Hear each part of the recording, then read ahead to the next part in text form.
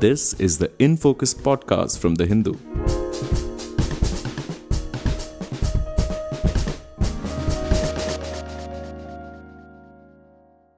Hello and welcome to another episode of the In Focus podcast. I'm your host, G. Sampath. Donald Trump is all set to take oath in January as the 47th President of the United States. The media and opinion polls had predicted an exceptionally close presidential race, but in the end, Trump won by some distance, winning 301 electoral votes to Kamala Harris's 226.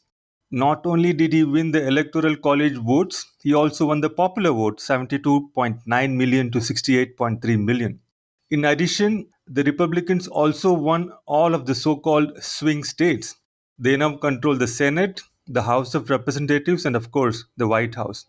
And Trump has achieved this on the back of the most divisive, abusive, racist, and misogynist campaign in American history, replete with profanities. So, what does this electoral outcome mean for America and American democracy? Where did the Democrats go wrong? And what do Trump's staff picks, which are in the news right now, reveal about the kind of administration and foreign policy he's going to offer?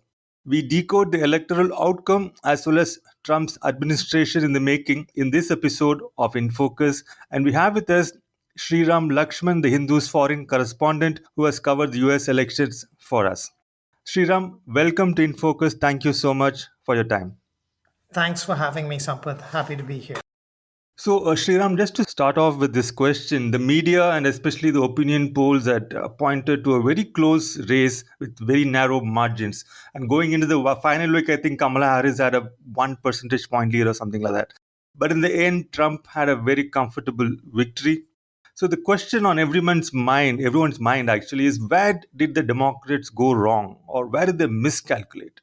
Thank you, Sampath. I think one thing is, the opinion polls were running neck and neck, and what we saw was that move towards the Republicans. And given how there's a winner take all way of counting, you saw many of the swings, all of the swing states actually turn red, and we saw the blue wall crumble. Obviously, we can't get into the actual margins in some of those states, and they're a little bit smaller than the graphics would have you believe.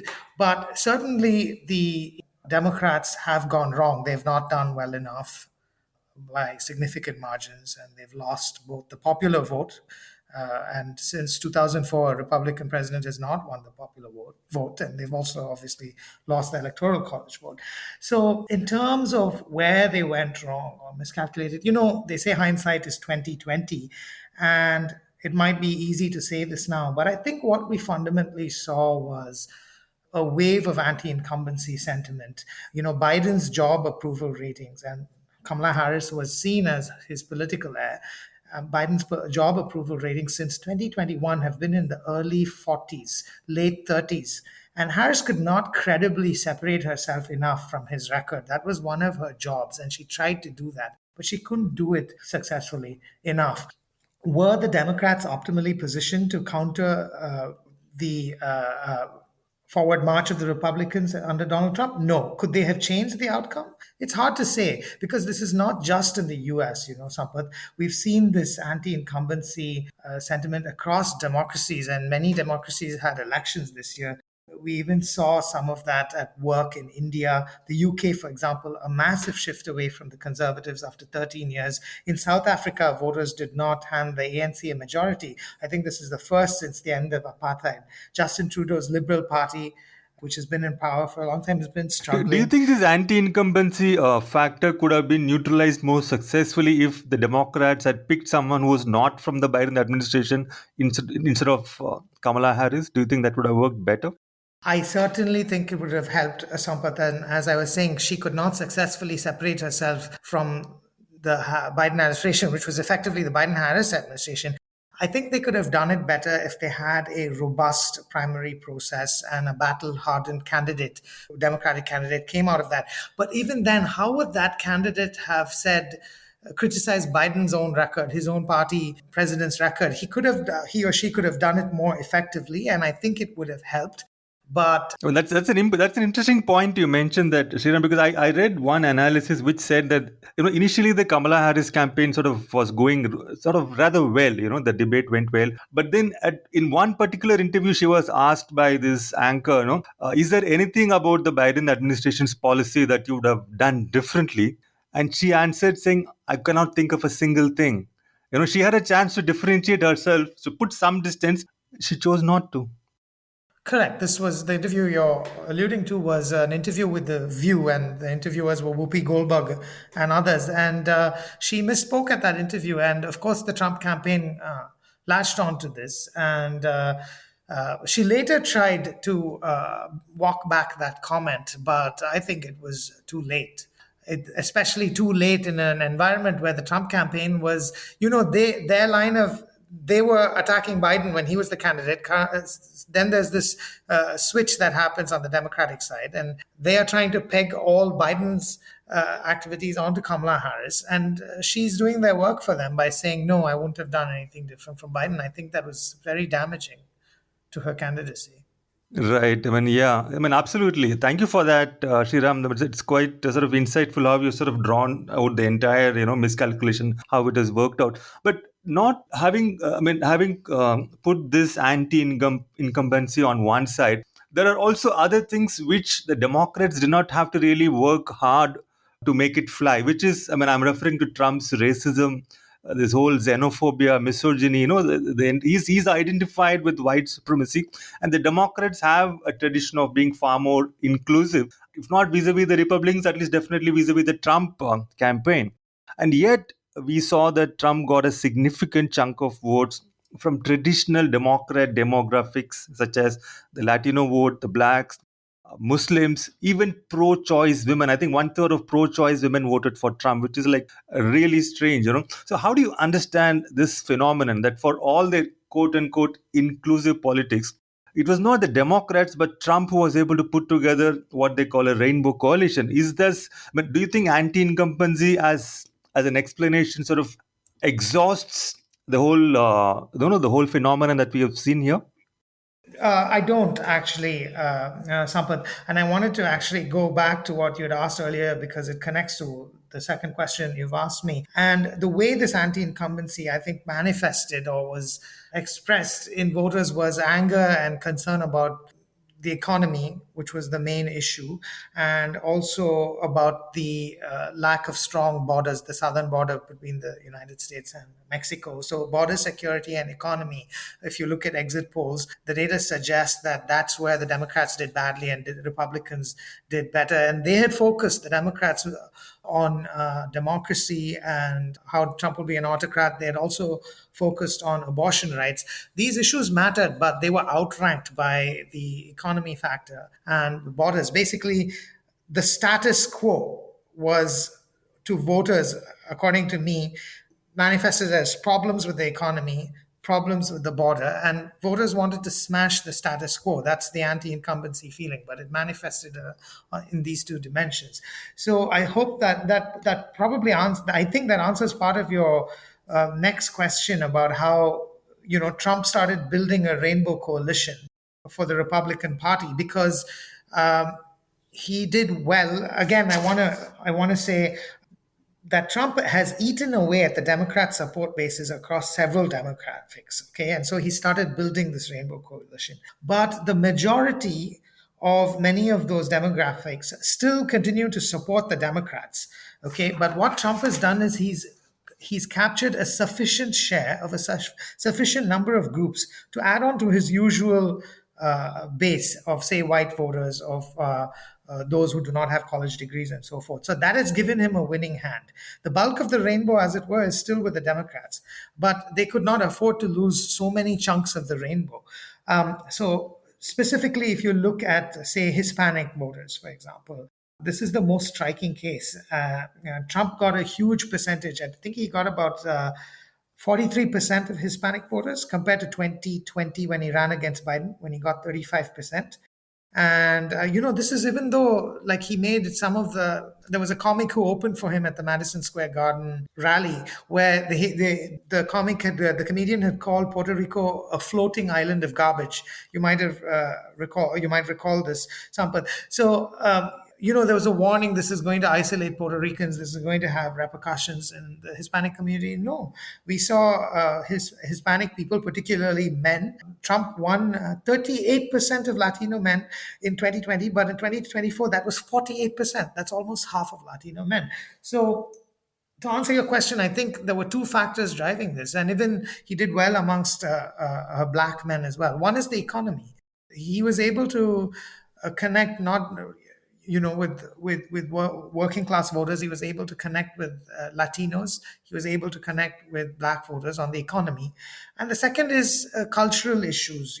I think basically there was a sense, a lot of Hispanic people are Catholic, and it's sort of come full circle. They align more with Trump's values, and they want a role. They don't want the schools deciding what is right for their children, say in terms of gender and so forth. They want the families to decide that. And Trump was able to play on those fears, basically. I think so. It was cultural factors, and it was also the economy that made these voters move towards Trump. But still, the majority of them are with Kamala Harris. But if you look at the trend, the Democrats are losing them.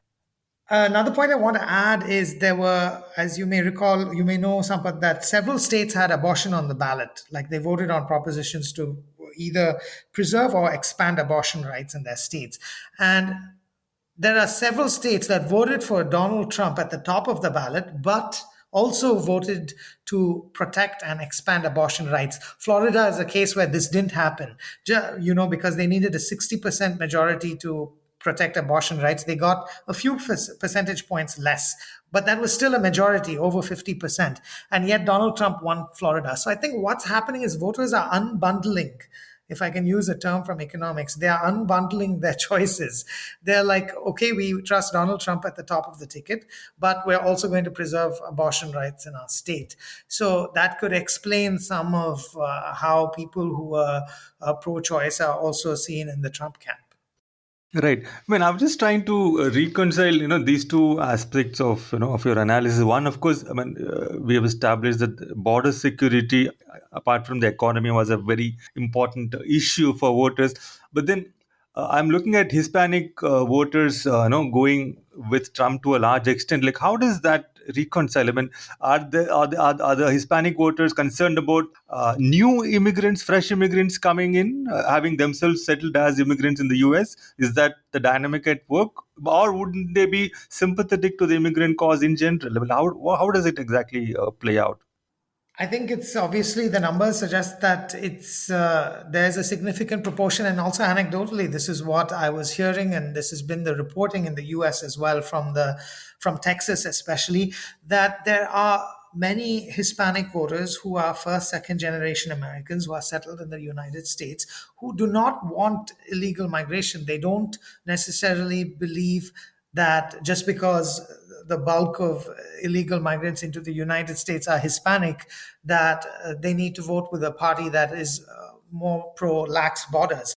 In general, and this is reflected in the Hispanic community as well, there is less appetite for loose borders. And I think I don't want to, I was looking at a series of Gallup survey polls over the last few years. And I think it's between, I don't want to be held to this, but over the last few years, I say, but maybe between 2021 and 2024, there's almost somewhere between late 20s to mid late 50s is the percentage of people who want increased border security. So public sentiment has really changed, and I'm sure you're aware, like in India, like in other countries, even in Europe, after the pandemic there are economic pressures, and people are seeing immigrants, illegal migrants, as competing for their jobs, and they want tighter border security. And the Hispanic population, there are large segments of it that want tighter borders.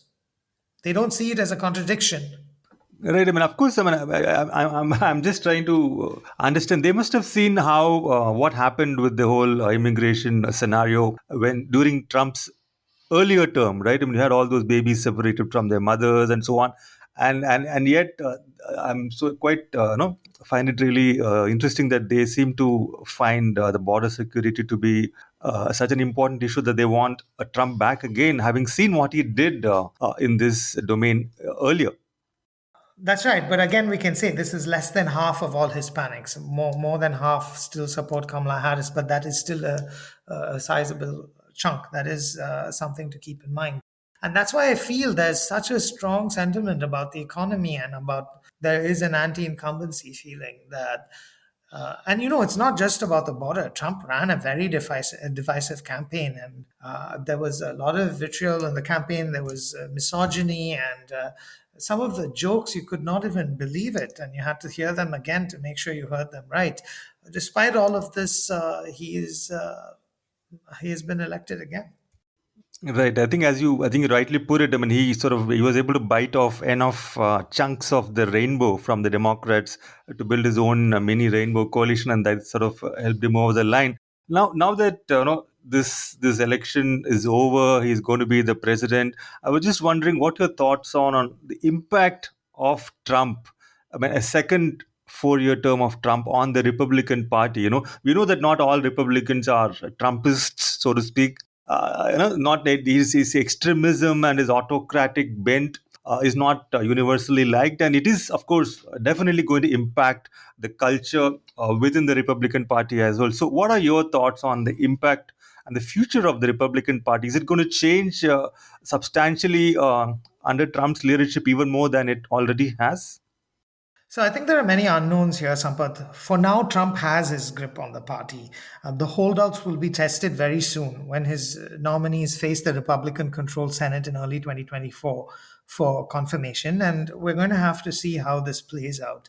Longer term, however, his impact is difficult to gauge, at least for me, because, Donald Trump is pushing 80. This is the most stressful job on the planet we're talking about. There's a chance he may not make it to the end of this term. I mean, just statistically speaking, if you look at the insurance tables, and JD Vance then becomes president.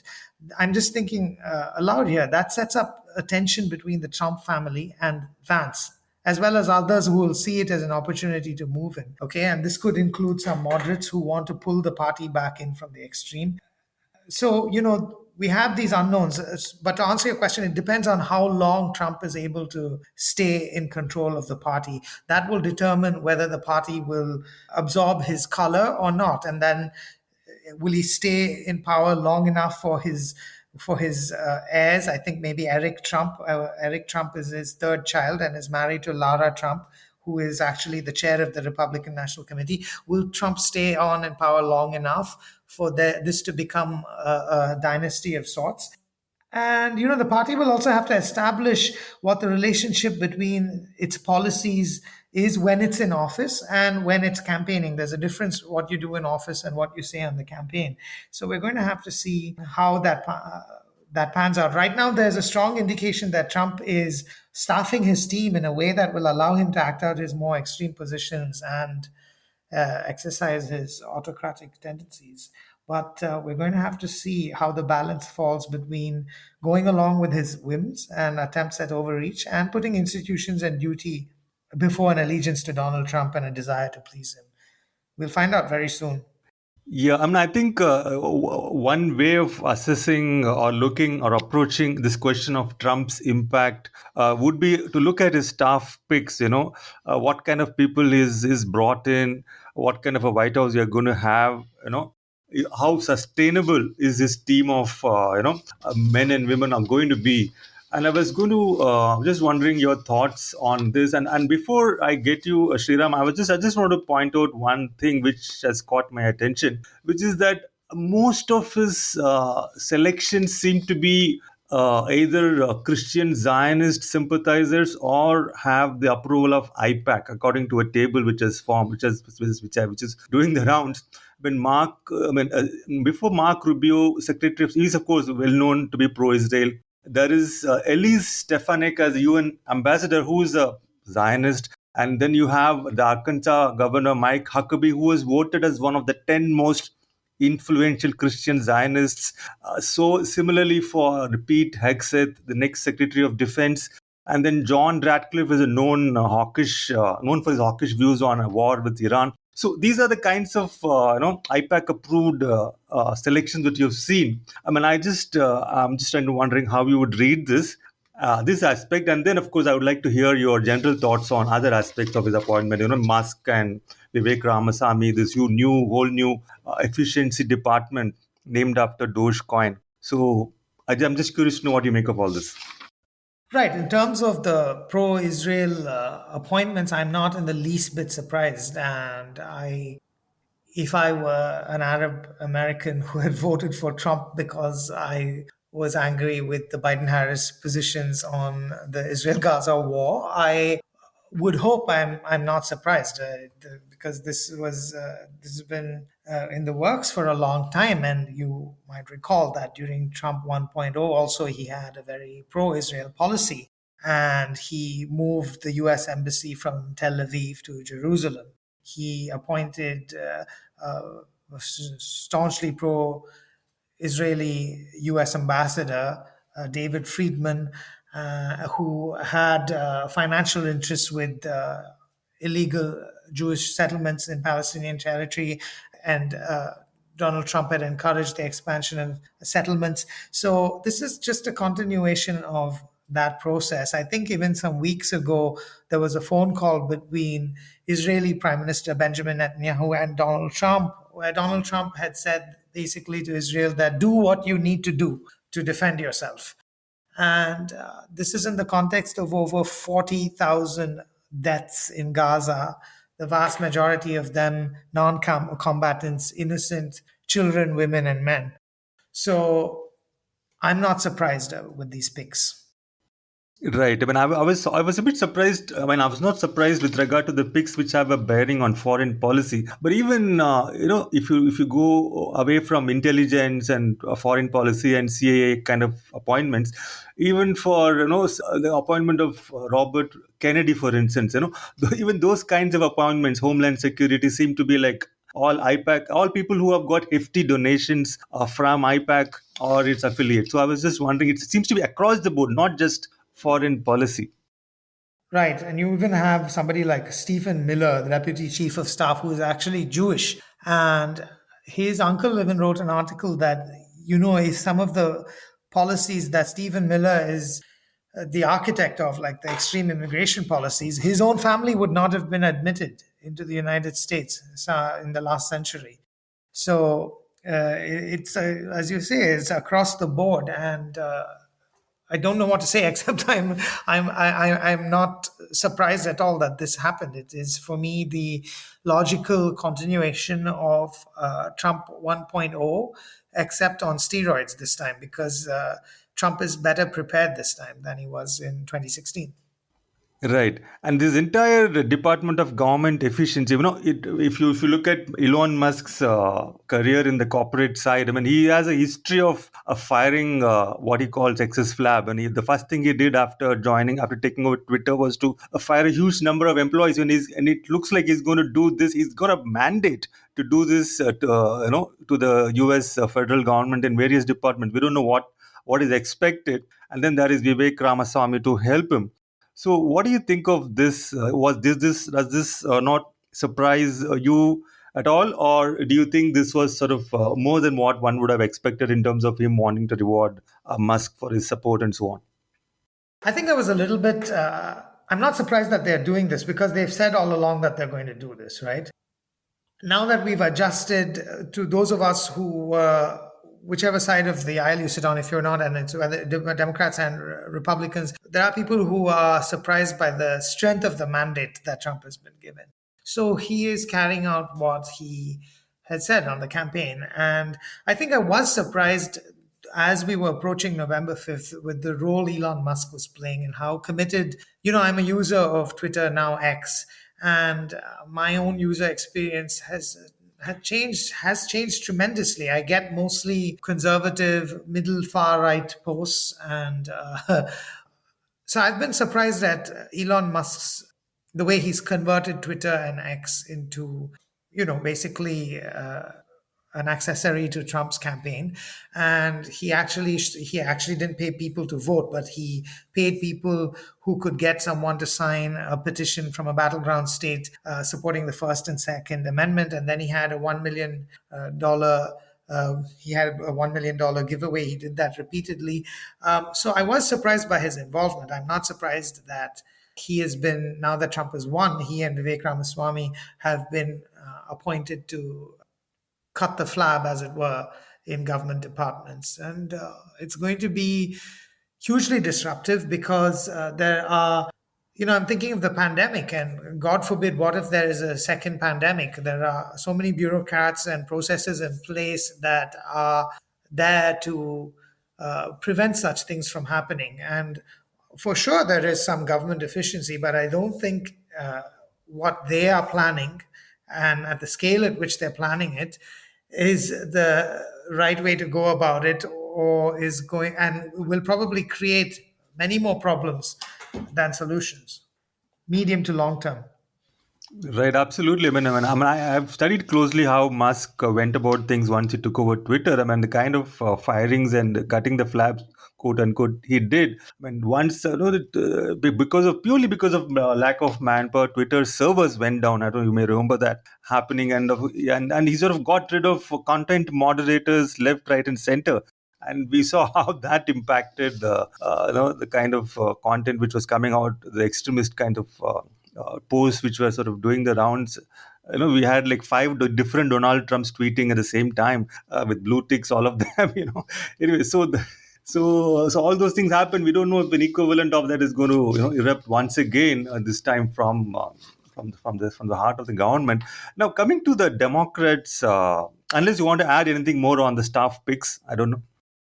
Well, I just think, like I alluded to earlier, I think he's more prepared this time. And there was some reporting in the Wall Street Journal, and this could also impact Indians, like Stephen Miller, again, who's been tapped to be deputy chief of staff, was the architect of some of those executive orders that, people have been focused on illegal migration. And granted, in his victory speech, Trump did say they're going to welcome people, and he's been saying that in the run up to November 5th as well. They'll welcome people legally and who will get in line in queue for admission to the United States. But Stephen Miller made it very difficult during the pandemic, even for legal migration. And Indians were affected by this.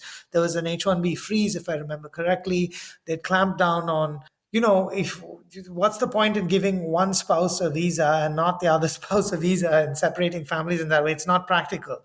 So there are ways in which they clamp down on legal migration. And I think there was reporting that they are prepared this time, and they've written out more legally foolproof executive orders.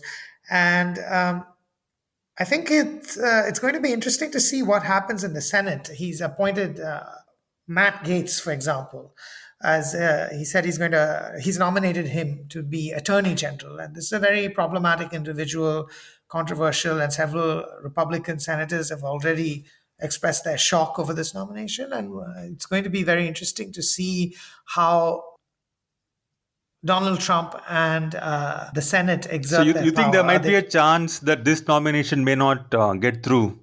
Yes, even Tulsi Gabbard, who is director of national intelligence, it may not get through. But Matt Gaetz certainly may not get through. Again, it's all down to how firmly they can, the Senate and Congress, and the executive and the courts. They're meant to be three co-equal branches of government. And Trump is already trying to control the Senate and saying, you should agree to recess appointments. So recess appointments are a way in which sometimes presidents can circumvent the need to get Senate approval. If the Senate calls for a recess, Trump can appoint people during recess. He won't be the first president to do this, of course, but he's already testing those waters. So it's going to be down to Republican senators and can they hold the line or not. But if they can, we're going to see some of these nominations not go through. Right. I think the Rick Scott is the name doing the rounds for Senate Majority Leader. He was actually, and Musk was one of the people who was trying to push him, but it's going to be John Thune from South Dakota, and Rick Scott is not going to be the leader. So that is a promising sign for those who want to see, institutions holding their own power. Right. I mean, that's an interesting thing to look out for as well. So, Sriram, moving on to the Democrats, there's a scenario today. I mean, what lessons do you think they will draw? I mean, we know that they lost in 2016 to the same man. We hope that they would have learned their lessons. But this is, of course, a very different time. It's a very different campaign and a very different person.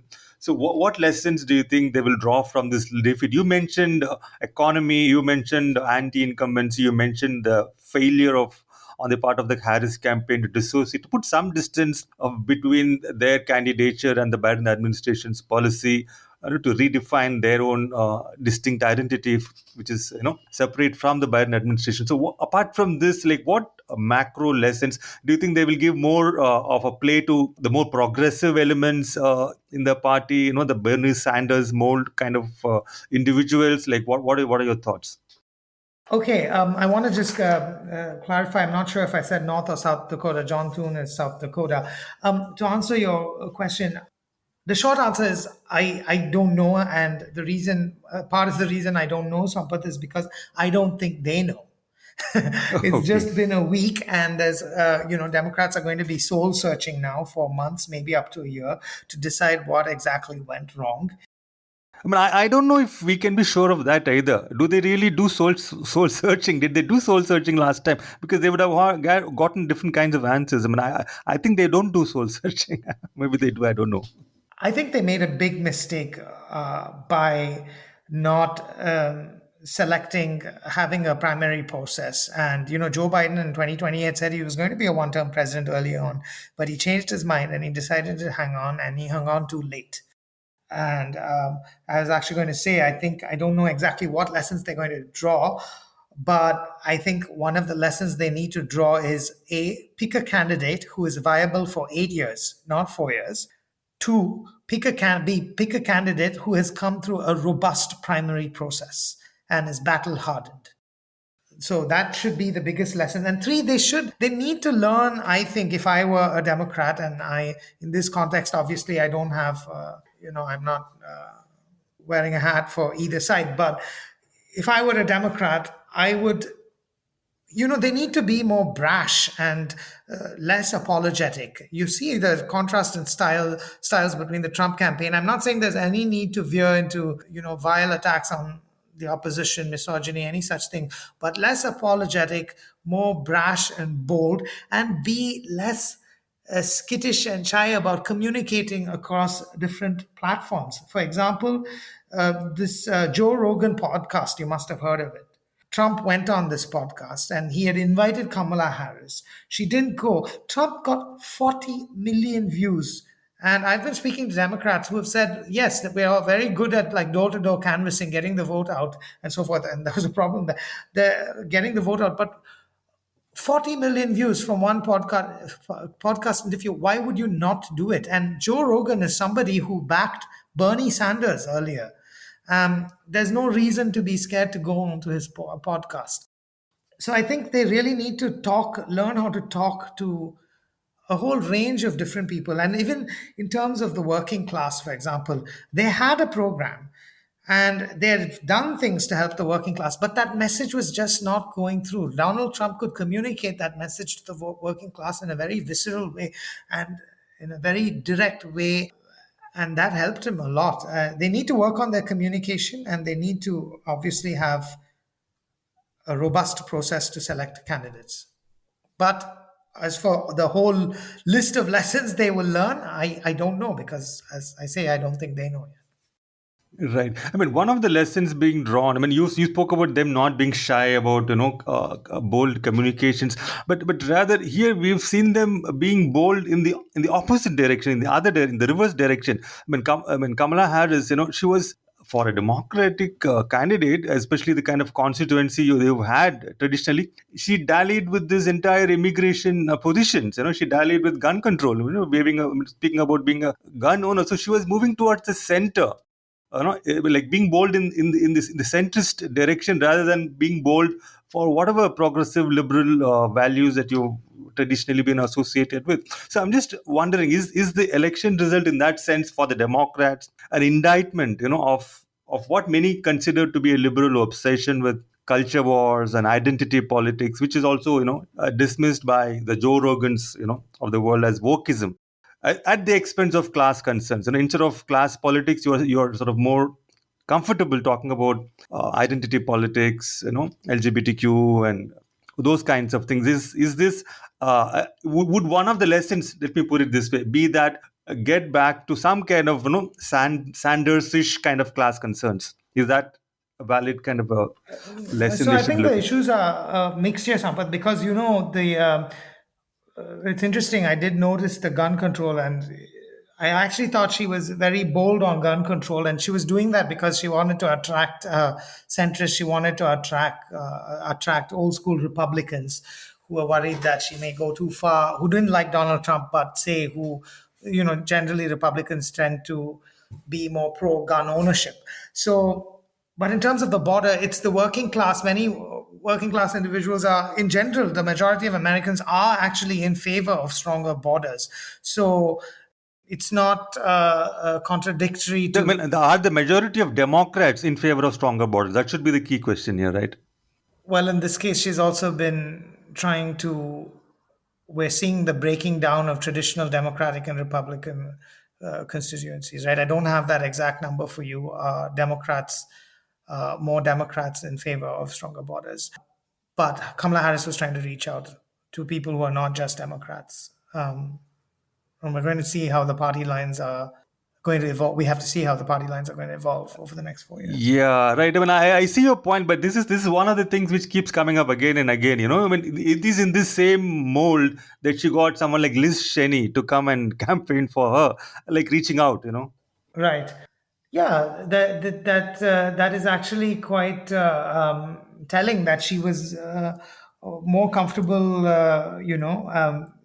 this has been commented upon, hanging out with Liz Cheney than, say, going on Joe Rogan. And she could have reached, and there was also a distrust in institutions. People are fed up with institutions, and Liz Cheney, to many people, represents institutions. So, and Trump had talked about the war machinery, and the neoconservatives and the Washington war machinery. That didn't. On the one hand, it might have helped her win some Republicans over, especially in areas where Republicans had voted, like in Waukesha County, for example, in Wisconsin, where Nikki Haley was the preferred candidate for on the Republican ticket to Donald Trump. It might have helped Kamala Harris in those situations, but at the same time, it would have. They were not in a good place in many ways, because on the one hand, you're winning some votes, but you're alienating another group of people. So, in terms of, I think you had asked me, I again think the election was lost mostly due to an anti incumbency feeling. And that feeling might have overwhelmed, say, any swing caused by wokeism, to use the word you had used. But there's certainly a sense that Democrats focus too much on identity instead of the economy, instead of the border. And I think their messaging could have changed. With regard to what they've done, what Joe Biden has done for the working class, it's not so much that he's not done anything. I don't think that message went through enough. If the current climate persists 4 years from now, I think the Democrats will certainly need to change some of their positions, or at least their focus, which did not help them at all this time. Again, the message clearly did not resonate well with working class voters as Trump's did. And we saw that the blue wall, Pennsylvania, Michigan, Wisconsin, the core of the blue wall, which is home to many working class voters, we saw that crumble during the course of the election night. So overall, I think the answer to your question is yes, they'll have to change their focus. And the Trump campaign jumped on this. They had an ad which went, Kamala Harris is for they, them. President Trump is for you. Yeah, yes, exactly. So I don't think this, and I'm just using the word wokeism because that's what the critics have called it. I don't think that the focus on cultural issues did her in. But I certainly think, as you know, I think there were too many chunks that she lost, and Trump was able to add too many chunks for too many reasons onto his. If you're a Democrat, you're thinking this way, onto his regular base. and that pushed him over the line comfortably. Right. We are running out of time, Sriram. So, one last question before I let you go. So, we've seen the entire Trump's campaign. We've seen it how it sort of worked for him brilliantly. Now, will Trump's victory encourage more leaders in other democracies across the world to sort of emulate or copy his electoral playbook? Extremism, abuse, divisiveness, hatred, xenophobia. We have seen in immigration. We've seen the Jharkhand elections in India, for example. Immigrants are an issue where it's very bizarre. It's not even a national election; it's a state election. So, what are your thoughts? Do you think more and more of leaders, sorry, they call them populists or whatever, leaders are going to take from the Trump playbook? I think, Sampath, that you've partly answered this question. I agree with you. I think we're already seeing this happening. We've already seen it. We've seen it since 2016, in fact. And I was just going to say we need to look no farther than India, where during election season, I'm talking about the general election this year, even the prime minister, he deployed tropes about Muslims and he used religion to create fear. I think even the Hindu had an editorial some time ago about this. So I think we've been seeing this since 2016 and in Europe as well. And, because times have been tough since the end of the pandemic and the whole world has faced inflation, the IMF even talked about this. And things are just settling down now. Migrants become an easy target. And therefore, the appetite for illegal migration in Europe, at least, and other democratic countries, is lower now than it has been in earlier years, I would say. And you would even see some center left parties, like the Labour Party in the UK, for example, has moved much more to the center, including on immigration. So they did not deploy tropes about illegal migrants, but Yeah, they certainly. call them. I think it's called the extreme center. So I think we certainly might see, we've already been seeing it, and we might see a continuation of it because of the Trump presidency. But then again, let's see how things pan out over the next 4 years. I'm curious to see how long this lasts and what happens next. I think Trump has got a ready answer for your curiosity. He has said very clearly this is going to be the golden age of America. It's going to be the best 4 years ever. So I think we'll have to wait and see how that pans. And I think he's also said earlier that it might be the last election. I certainly hope that's not the case. Let's hope that's not the case. Thank you so much, Sriram, for coming on board, chatting with us. It was an absolute pleasure talking to you about the US elections, about Trump Harris campaigns. Thank you so much for your time. Thank you, Sampath. It's been my pleasure to be here. In Focus will be back soon with analysis of the biggest news issues. In the meantime, you can find our podcast on Spotify, Apple Podcasts, Stitcher, and other platforms. Just search for In Focus by The Hindu. We'll see you soon.